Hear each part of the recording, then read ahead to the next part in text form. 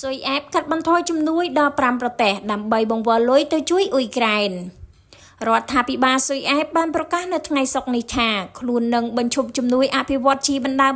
ល់ប្រទេសចំនួន5នៅប៉ុន្មានឆ្នាំខាងមុខហើយការប្រើប្រាស់ថវិកាទាំងនោះដើម្បីបង្កើនការគ្រប់គ្រងដល់អ៊ុយក្រែននេះបើយោងតាមការចេញផ្សាយដោយទីភ្នាក់ងារសារព័ត៌មាន Reuters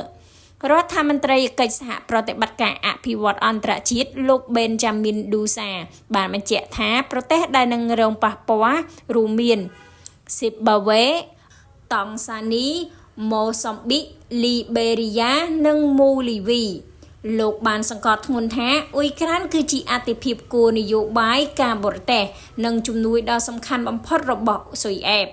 ដូច្នេះរដ្ឋាភិបាលនឹងបង្កើនជំនួយដល់អ៊ុយក្រែនយ៉ាងហោចណាស់10,000 លានក្រូណាដោយស្មើទៅនឹង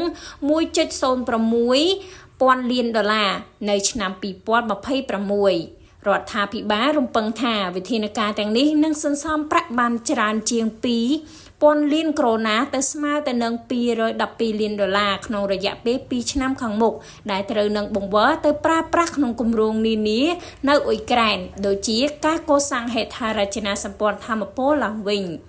គូបញ្ជាក់ថាស៊ុយអែបបានកាត់បន្ថយជំនួយដល់ប្រទេសជាង10រួចមកហើយចាប់តាំងពីឆ្នាំ2022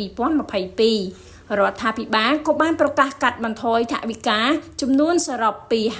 56,000 លានក្រូណាមកត្រឹម53,000 លានក្រូណាក្នុងមួយឆ្នាំសម្រាប់អំឡុងឆ្នាំ2026ដល់2028ផងដែរសូមអរគុណ